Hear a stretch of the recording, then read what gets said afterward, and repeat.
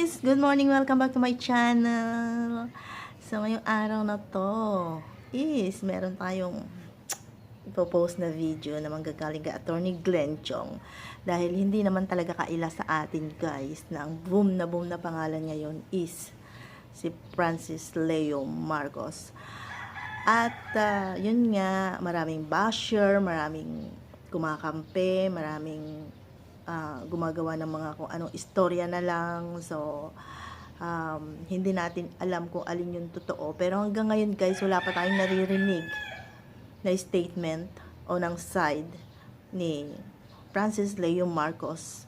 Maski sa kanyang mga abogado is wala pa tayong naririnig. Ang naririnig lang natin guys is galing sa mga basher, sa mga kwento ng kung saan galing yung mga kwento, at galing sa mga NVI o NBI. Ayun guys. At ayun nga guys, sa mga journalist na walang ginawa kundi tirahin si Francis Leo Marcos na wala naman siyang kalaban-laban dahil na nandun nga siya, nakadetain siya sa NBI. So, yun nga guys, ang video na to ay nanggagaling kay Attorney Glenn Chong at panoorin ho natin ang kanyang sasabihin. Keep on watching! Hapon po sa inyong lahat mga kababayan at sa ating mga kababayan po sa iba't ibang bahagi ng mundo. Magandang hapon po sa inyo. Pinahanap ko po ito na sasagutin ko po yung taong sumisira po sa akin dyan sa France. Ang pangalan po niya ay si J.R. Balico. Dati po itong sumusuporta sa akin. I don't know anong nangyari sa kuko niya. And I have to answer and I will explain. Now, linawin ko, wala akong pinapanigan sa magkabilang panig. Si Balico at si FLM, wala akong pinapanigan sa kanila. Pareho po silang sumuporta sa akin noong nakarang eleksyon. Pero, hindi ko hahayaan na ang isa sa kanila ay sisirain ako na hindi ko man lang ipagtanggol ang aking sarili. So, andito ako ngayon sa inyong harapan para ipagtanggol ko ang aking sarili sa mga paninira ng tao ito. Unang-una, hindi po natin nabubuksan ang ating kukote para malaman ko kung anong laman ng kanyang utak. Hindi ko mabubuksan ang utak niya. Kahit ang Supreme Court sinabi, we cannot open the mind of a person or the brain of a person para malaman natin kung anong intensyon niya. So ako naman, aantayin ko na lang. At inantay ko nga. Nagdusa ako sa kanyang mga kamay sa loob ng 2 buwan para lang malaman ko kung ano talaga ang kanyang intensyon. Dahil hindi ko naman mabubuksan ang kanyang kukote. So nag-antay ako para makita ko talaga kung ano ba talaga ang balak niya, anong intensyon niya, kung bakit ginawa niya ito. So, as we go along, I will go back nitong mga sinasabi ko sa unahan habang nandun na tayo sa duluhan. Now, kung ako ay nakikipaglaban po, I have my own set of internal rules. May patakaran po akong sinusunod sa sarili ko. It's a form of disciplinary, pang-disiplina ko na lang po sa sarili ko. I don't know about you, but ako, meron akong mga rules na sinusunod at hindi ko binabali yung rules na yun. So, meron akong 3 rules na applicable dito sa kaso ito. Itong ginawa ni Balico. Unang-una, sa panahon ng epidemic, kung sino man ang tutulong sa naghihirap na taong bayan, hindi ko titirahin. Malinaw yan. Sinabi ko yan sa kanya. Kung sino man ang tutulong na tao sa taong bayan na naghihirap sa panahon ito, hindi ko titirahin. Si FLM man yan, o si Leni Robredo man yan, o kahit pa po si Carranza. Alam niyo po kung gaano kalalim ang galit ko kay Carranza. Pero kung nakikita ko po si Carranza na namimigay ng bigas, hindi niyo ako maririnig na titirahin po si Carranza. Pero hindi po ibig sabihin, Carranza na mamigay ka ng bigas bukas. Kasi tapos na po ang Enhanced Community Quarantine. Ito lang po ang iniintay ko. Bakit ba ECQ? Kasi sa panahon ng ECQ, wala pong trabaho ang taong bayan. Wala po silang kita. Wala po silang perang pambili ng pagkain. Doon sila nangangailangan ng tulong. Na kahit sino mang pwedeng tumulong sa kanila. Ako tumulong po ako pero hindi ko po kaya. At hindi ko ipabantilyo sa mundo kung sinong tinutulungan ko. Kaya mga po, sinabi ko, kung si Carranza man ay namimigay ng bigas, hindi niyo ako maririnig na titirahin siya. Dahil ang tinutulungan niya ay ang taong bayan na naghihirap sa panahon ng paghihirap. Hindi ko rin po titira, kaya nga po hindi po ako sumagot. Kasi sa sagot kong ito, matatamaan din sila ni Robredo. Inamigay din po siya ng tulong. So kaya nag-antay po ako ng 2 buwan. Eh hindi na po ngayon ECQ. Modified community quarantine na po tayo. So relax na po yung quarantine rules. The people are out. May trabaho na po sila, may kita na po sila. So hindi na po matindi ang pangangailangan nila ng tulong. So pwede na po akong magsalita. So kaya nga po, andito po ako sa inyong harapan ngayon. Now, ang pangalawa pong rules ko, pangalawa na rules sa sarili ko, hindi dapat isama ang pamilya. Kung may titirahin kang tao, hindi mo dapat isama ang pamilya. Tingnan niyo po ako. Ang tindi ng galit ko sa 20 pulis na pumatay kay Richard Santillan. Ang tindi ng galit ko kay Pitalio, kay Carranza, kay Garduque, kay Tusio, at sino-sino pa mga pilato dyan sa Philippine National Police na kasangkot dito. Pero minsan, hindi niyo ako narinig na tinira ko ang pamilya. Bakit? Dahil walang kinalaman ng pamilya doon. Later, you will see kung bakit hindi ko pwedeng kampihan. Si Balico, hindi kasama ang pamilya. Sa totoo lang po, may isa dyan. Sa 20 pulis na yan, may isa dyan. Tita po niya, humingi ng tulong sa akin. Tinulungan ko pa. Binigyan ko pa ng pera. Saan ka makakikita? Kalaban ko ang pamangkin niya. Humingi siya ng tulong sa akin, binigyan ko pa. Dahil hindi kasama ang pamilya. No matter gaano katindi ang galit ko sa tao, hindi ko isasama ang pamilya. They're out of the picture. Wala silang kinalaman dyan. In the same way dito, hindi dapat isama ang pamilya. Pangatlo, igalang mo ang babae. Nakita ko kung paano mo kinalang o trinatar si Lisa. Balik ko. That's a no-no for me. As if hindi ka rin lumabas sa nanay mo. Ang babae ay dapat igagalang at hindi bubisitin at pagmumurahan sa harap ng maraming tao. Those are the 3 rules. Ito yung 3 batas ng sarili ko, pang-disiplina ko sa sarili ko that I apply. At dito is applicable. Marami pa po akong rules, pero hindi yun applicable. Dito lang po. Applicable yun. That's my means of disciplining myself.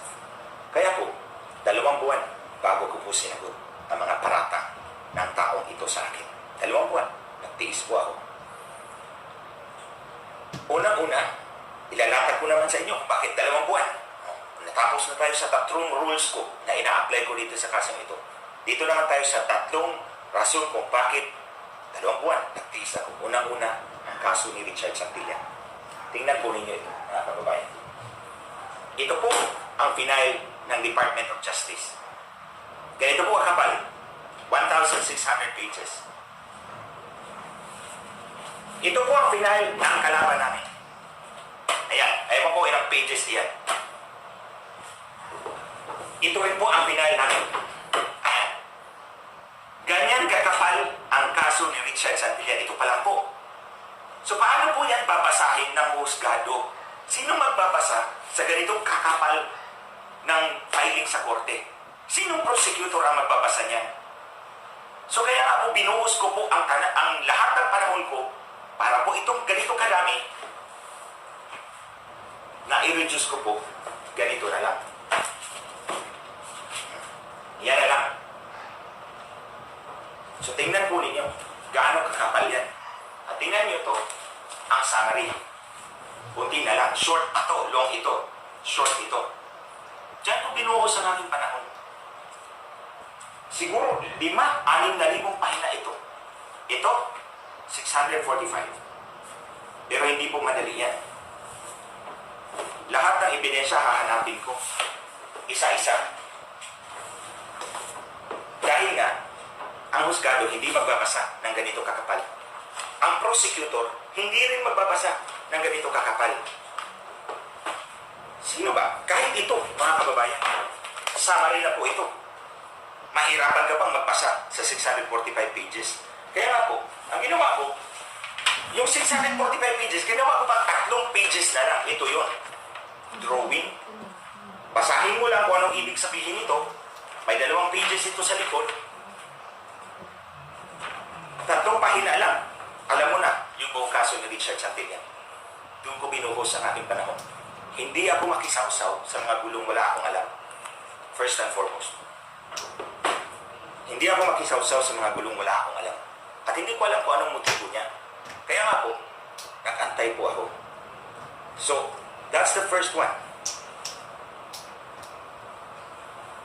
Itong pangalawa, ito yung sinasabi kong mga disiplina ko sa sarili ko. Ito yung mga internal rules ko sa sarili ko. Sinusunod ko to para disiplina yung sarili ko. Pero hindi ko po pwedeng ipuwersa po sa inyo. Kung maniwala kayo, okay lang po. Kung hindi naman, wala pa akong magawa. Pero, Mr. Baliko, hindi mo pwede akong balikuin para sundin ang gusto mo. Huwag mo akong balikuin at takot-takutin na sumunod sa gusto mo. Dahil hindi mo alam kung anong legal consequences ng ginawa mo. Makinig ka hanggang matapos to. Pangatlo, mga kababayan, yung kaso ni Leni Robredo at ni Bongbong Marcos, ni BBM. Protesta ni BBM at ni Leni Robredo. Sinabi ko na po, ang mga taong tumutulong sa naghihirap na taong bayan sa panahong ito, hindi ko titirahin. Ang problema nga po, karamihan po sa mga sumusuporta kay BBM, hindi naman karamihan, ewan ko lang, maiingay lang siguro ito, tinitira ako. Hindi nyo ba po natandaan? Sino po bang humarap sa Senado para ibulgar ang bandaraya ng kampo ni Leni Robredo noong 2016? Sino po bang nagbuwis ng buhay? Sino po bang nagbayad ng buhay? Si Richard Santillan. Sino si Richard Santillan? Kinakapatid ko. Tsaka siya ang tinira ng Smartmatic at Comelec. Para takutin ako, nagbayad kami ng napakamahal na preso sa pagdepensa namin sa boto ninyo, sa boto natin lahat, at sa totoong nanalo ng halalang iyon.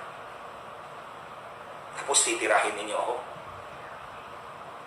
Buti na lang sana kung sa billboard na pinalabas ni FLM, ako lang mag-isa. Dalawa kami. Bakit hindi nyo tinitira si Manang Aimee? Ako lang. Again, mga kababayan, balik tayo sa intensyon. Bakit ako lang ang tinitira, hindi si Manang Aimee? Kaming dalawa ang nasa billboard. Balik tayo sa intensyon. Dahil, pwersahin ako na sumunod sa gusto nila. O gusto nito ni Baliko. So, kaya nga po sinasabi ko, hindi ako pwedeng sumagot at the time dahil matatamaan si Leni Robredo. Ito nga po ang sinabi ko. Nagpasa ako sa Supreme Court ng 250-page comment. Nilatag ko lahat ng ebidensya ng dayaan. Hindi sumagot si Comelec, hindi sumagot si Smartmatic, hindi sumagot si Leni Robredo. Pabor yun kay BBM. Pero wala akong expectation ng kahit anumang suplit. Ginagawa ko to dahil ako mismo biniktima ng sindikatong ito. Si BBM din biniktima ng sindikatong ito. Tayong lahat biniktima ng sindikatong ito. Tapos itong baliko na to, babalikuin lang ang pinaglalaban ko para sa bayan. Dahil lang hindi ako sumunod sa gusto niya na tirahin ko si FLM. Anong pakialam ko sa away ninyo? Later, mga kababayan, malalaman nyo bakit nag-away sila. Aabot tayo dyan. Dito na tayo sa main story kung bakit nangyari ito. Nung galing ako ng Europa, siya ang host ko sa France. Akala ko totoong tao. Pagdating ko rito, 1 linggo lang siguro yun eh. Nagsimula na si FLM dyan namigay. Ewan ko kung totoong namigay. Sabi nila namigay. Okay. Assuming namigay kasi nakita ko naman nagbigay ng 30,000 na eyeglasses doon sa Isabela. Totoo, nakita ko. Patunayan ko dyan. Aabot tayo dyan. Tinanong ako ni Baliko tungkol kay FLM. Ang sagot ko sa kanya, hindi ko titirahin ng taong namibigay ng tulong sa mga taong naghihirap ngayon. I stand by my decision. Hindi ko titirahin ang taong tutulong sa sino mang naghihirap na Pilipino ngayon. Wala akong utang na loob kahit kanino. Ang tinitingnan ko lang ang kapakanan ng bawat Pilipino. Hindi ko kayang tumulong sa lahat ng Pilipino. Kaya kung sino man ang tutulong dyan, susuportahan ko. So, kaya po hindi niyo ako narinig na nag-post tungkol kay Leni Robredo. Kasi kahit si Presidente, sinabi ni Presidente, di ba kung natandaan ninyo, tinanggal niya si Manny Luna. Kaibigan ko po yun. Tinanggal niya kasi si Manny Luna, pinaimbestiga si Leni dahil nakipagkompetensya daw sa gobyerno. Mali po doon si Manny. Kaibigan ko po si Manny, pero mali po siya. Ang tao nangangailangan ng tulong. At tama po si Pangulong Duterte. Kailangan suportahan natin ang isa't isa sa panahon ng pangangailangan. Matinding pangangailangan ng ating bansa. So, tinapat ko po si Baliko. Hindi ko titirahin ang taong tutulong sa taong bayan. Sabi ko, kung gusto mo, in another time. In another time. Oh. 2 araw lumipas. Ito na, lumabas na yung meme. May meme lumabas. Ako at si FLM. Tapos tinanong ko yung staff ko, saan galing? Tik-tik. Tik-tik page. Galing sa tik-tik. Oo. Siya rin ang nagsabi. Parang private message siya na pinadala niya sa amin. Galing sa tik-tik ito. Baka nakalimutan mo. Ikaw ang nagsabi na sa'yo ang tik-tik. Mamaya, sabihin ko. Nakalimutan mo talaga ito, Baliko. Ikaw ang nagsabi, ikaw may-ari ng tik-tik page. Okay, sige. So, nung nakita ko yung picture mo, ikaw ang gumawa kasi galing sa tik-tik page mo. Nung nakita ko, natawa na lang ako. Sabi ko, ito talaga, pinaglalaruan pa ako. Pipresyo rin ako. 3 days later, meron ka na naman pinadala. Ito na naman. Meme na naman, tira na naman sa akin. Galing pa rin sa tik-tik. Kung natandaan mo, pinasagot kita, sinagot kita. You will always remain a friend. Yun ang sagot ko sa'yo. You will always remain a friend. I don't know kung ginamit mo yung kokote mo, Baliko. Ang ibig kong sabihin, alam ko na tinitira mo ako. Pero at this time, kaibigan pa rin kita. Yun ang ibig sabihin ng mensahe ko sa'yo. Tinitira mo na ako ng pailalim. Pero kaibigan pa rin ang turing ko sa'yo. Pangatlo, pang-apat, pang-lima, dumating kung ano-ano na lang mga pictures. Sasagutin ko yung mga pictures pagkatapos nito. Dumating yung mga pictures. Nakita ko walang pag-asa. Pipresyurin mo ako ng gusto. Alam mo mga kababayan, balik muna tayo sandali sa intensyon. Hindi mo mabubuksan ang isip ng tao, ang utak ng tao para malaman mong intensyon. Pero makikita mo yan sa gawin ng tao. So hinayaan ko lang. Maraming tumawag po dito sa amin. At nagtatanong tungkol dito sa mga posts na ito. Ang sabi ko, hayaan lang po ninyo ako. Nasagutin ko kayo sa tamang panahon. Ito yun, ang tamang panahon. The first day ng tamang panahon. Pero, sa lahat ng mga tawag na yan, ang pangalan ni Baliko ang palaging lumalabas. So alam ko, tinitira niya ako. Pailalim. Kaya noong May 16, nag-post ako, di ba? Sabi ko, sasagutin ko yung naninirang tao sa akin. On May 29, nag-video ako rito. At sinabi ko, hindi pa ito yung sagot ko dyan sa tumatahol sa France. The next day, may tumawag sa akin. Kaibigan namin actually. Kaibigan namin. Ginagalang ko po siya. Ginagalang ko po talaga siya. Nag-usap kami tungkol dito. At sabi ko, ito na lang po ang konsesyon ko. Ay hayaan ninyo akong sumagot. Kasi siniraan ako. Kailangan kong sagutin. Pero hindi ko papangalanan. Yun ang konsesyon ko. Sige po ma'am. Hayaan niyo ako sumagot. Walang pangalan. Basta sasagot ako dahil pinitiwan ko ang aking mga salita sa harap ng publiko na sasagutin ko. Okay na. The next day, lumabas yung picture. Ako at yung isang lalaki at may maraming armas sa baba. Nakita po ninyo yun. Ako at isang lalaki at may maraming armas sa baba. Hindi inisip ng Baliko na to na 14 na buhay ang tinarantado mo rito. 14 na buhay ang inalagay mo sa peligro. I-explain ko po yan sa inyo mga kababayan. Kaya pumutok na talaga ang galit ko dyan. Maraming tumawag sa akin, maraming nag-message sa akin tungkol dito. Tila ba pinipigilan ako? Meron pang isa dyan. Nagbabanta.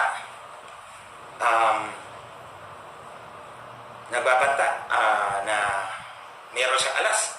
Ilabas mo yung alas mo! Ang ina. Ilabas mo yan! Sige, tingnan natin. Basta ito ang masasabi ko sa inyo mga kababayan. No one can stop me. No one can blackmail me. Walang makakapag-blackmail sa akin. And I will never bow down to pressure. Hindi nyo ako mapipilit sa gusto ninyo. Panininigan ko yan. At ilabas mo yung alas mo. Kasi ilalabas ko rin yung alas ko.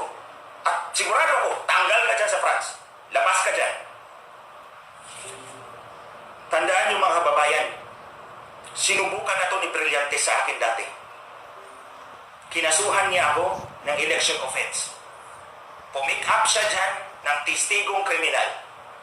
Kinasuhan niya ako sa Comelec. Si Comelec pa ang investigating prosecutor.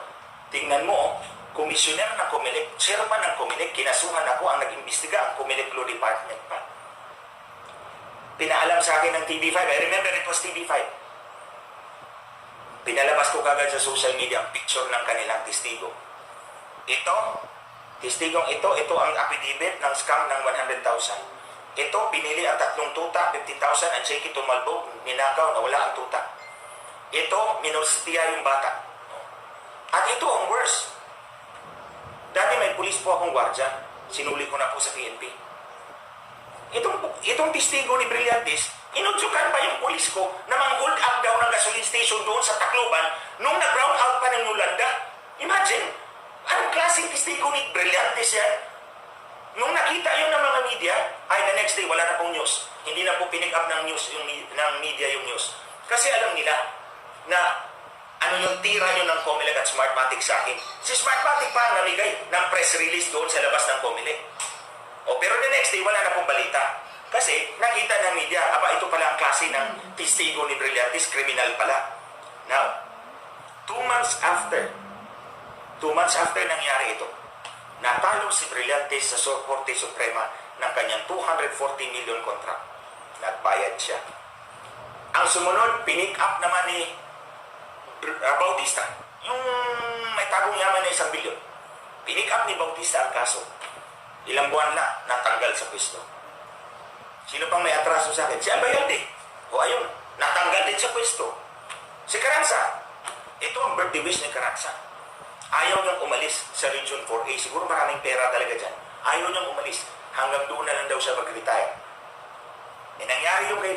Dati kasi, nung ako'y congressman, alam mo naman sa baba, mga leaders ko nag-aaway din. Nag-aaway, faction yan. Nung ako'y congressman, pinapakinggan ko yung isang panig, pinapakinggan ko yung kabila, pero pinapalusot ko lang sa akin bilang tenga. Hindi ko inaksyonan. Hindi ko inaaksyonan yan. Inaantay ko lang na lalabas ang tunay na kulor, lalabas ang tunay na dahilan o intensyon ng magkabilang panig. Exactly kung anong ginawa ko na yun ang ginagawa ko dati nung ako'y congressman. Pag nag-aaway yung mga leaders ko, pinapakinggan ko pero pinapalusot ko lang sa kabilang tenga. Hinahayaan ko that the problem will solve itself. Lalabas at lalabas yan ang tunay na kulay at ang tunay na intensyon ng tao. At ito nga, lumabas ang tunay na kulay ni Balico. So, balik tayo sa sinabi ko kanina, inantay ko. Nagtiis ako ng 2 buwan sa mga paninira, mga atake ni Balico. Tiniis ko yun. Para lang malaman ko ang intensyon. Now, ito ngayon mga kababayan, pinapakita nila na magkaibigan kami ni Francis, na may connection kami. Pero si Balico, hindi po niya sinabi sa inyo na magkasama rin po sila noong 2016. Noong kampanya ni BBM, magkasama yan sila.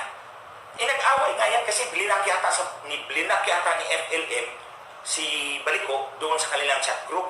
Yun ang pagkakaalam ko. Blinak siya, nag-away na sila ng gusto. Ngayon, ang pinaglalaban ko para sa buong bansa, idalaman mo ako dahil na-block ka sa Facebook. Grabe ka naman. Ewan ko kung saan galing lupalop ang isip mo. Imagine, nag-away lang sila siguro. I don't know kung ano pang rason, ha? Hindi ko alam kung ano pang rason. Basta one of the things I know, blinakyan sa Facebook, nagalit siya, ayun. Ayan, nagwawala. At sa pagwawala niya, dinamay ako. Dinamay pa si Yusek Densing. Dinamay pa yun. May isa pang senador. At yung isa pang malapit kay Presidente. No? Malapit na tao na yun kay Presidente. Pamilya na yun ni Presidente. Itong isa, pinagkakatiwalaan ni Presidente. Itong isa, kay Presidente rin. Tinira pa. Akala mo siguro kung sino ka. Ano ka ba dyan sa France?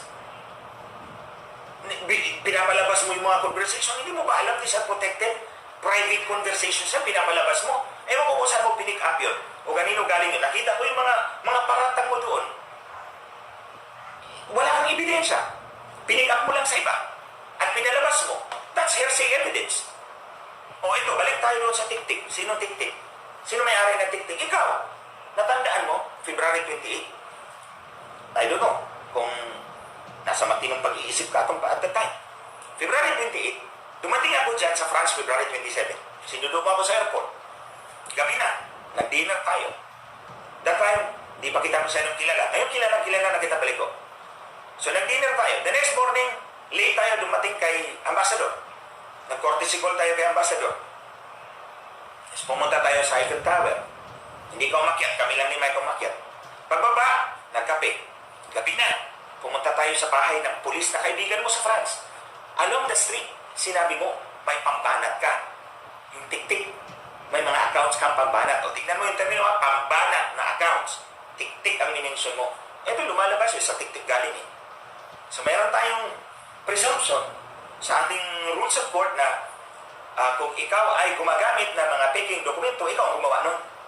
So by analogy, kung ang mga faking, mga paninirang memes na ito ay galing sa'yo, then ang presumption is ikaw ang author. Galing sa iyong page eh. Kung matino ka, hindi mo ilalabas. O ipapakita mo muna sa akin bago mo ilabas. Pero lumabas yun doon. Pinapakita mo, pinapalabas mo, galing sa iba. Natatandaan, hindi mo natandaan. Nakalimutan mo. Inamin mo na ikaw may-ari ng tik-tik page. Kaya nung nakita ko yung unang meme na pinadala mo, alam ko na ikaw yun. Yung pangalawa, tik-tik pa rin, alam ko ikaw pa rin yun. So ano gagawin ko? Sitting pretty. Hayaan kitang sisirain mo ako. O mag-expect ka na luluhod ako sa'yo, magmamakakawa ako sa'yo, dream on. Matulog ka na lang, may buta ka pa. Hindi mangyayari yun. Mr. Balico, hindi mangyayari yun. Now dito tayo mga kababayan, sa ginawa nito, itong taong ito. Balik muna pala tayo doon sa rules. Nakita ko yung post mo. Tinira mo yung kapatid ni FLM. Hindi mo ako madadala sa labang ganyan. Ang kapatid, ang pamilya ay hindi kasama sa kahit anong laban kung hindi sumasawsaw sa laban. Walang ginawa ang kapatid ni FLM. Pero anong ginawa mo? Pinost mo. Anong kasalanan ng kapatid niya? Kayo mga kababayan, kung gagawin yan sa inyo ni Balico, ano kayang gagawin ninyo? Kung kayo ang nasa kalagayan ni FLM. O sabihin na lang natin kalagayan ko at pinaglalabas niyo yung picture ng mami ko, daddy ko, yung kapatid ko. O kung mangyari yan sa inyo. Ano kaya nasa isip ninyo? Pangalawa, ang babae ay dapat igalang. Anong ginawa mo kay Lisa doon sa Paris? Pinagmumura mo ng pinagmumura. Para kang hindi lumabas sa nanay mo Kung ito ang klaseng gawi na ipapakita mo sa akin, titirahin mo yung pamilya na walang kinalaman, wala kang galang sa babae, pinagmumura mo, ay bakit ako kakampi sa'yo? Hindi talaga ako kakampi sa'yo. Because the way you do your fight, yung laban mo, is scandalous to me. Hindi ka tanggap-tanggap. Hindi ka tanggap sa akin yan, yung style na yan. Ako lumalaban ako, pero hindi ganyan. Sa sinabi ko ng mga kababayan, I follow my own internal rules. Sarili ko yun, disiplina ko yun. And I will not bend it for Mr. Balico. Kahit Balico siya, I will not bend it for him. Dito tayo sa picture mga kababayan. Ito talaga sobrang nakapagpagalit sa akin. Inilabas niyo yung picture ng isang lalaki at ako. Sa baba nun, pictures ng mga baril. Sandali lang. Alam niyo naman po mga kababayan, ang kalaban ko po ay mga tiwaling pulis ng ating pambansang kapulisan. Alam na alam po ninyo yan. Alam niyo po, ang kinatatakutan ko po kasi, itong klaseng ganitong paninira ay pwedeng gamitin ng aking mga kalaban at gagawan kami ng information report, intelligence report. Mga kababayan, ito po ang intelligence report na ginamit ng mga pulis. Dalawang pahina lang po yan. Ayan intelligence report version 1, intelligence report version 2. Dalawang pahina lang ang kumitil sa buhay ni Richard Santillan. Kahit sino sa atin ay pwedeng gawan ng information report na ito ng mga pulis. Kung hindi niya nagustuhan ang pagtitig mo sa kanyang asawa, pwede kang gawan ng ganito at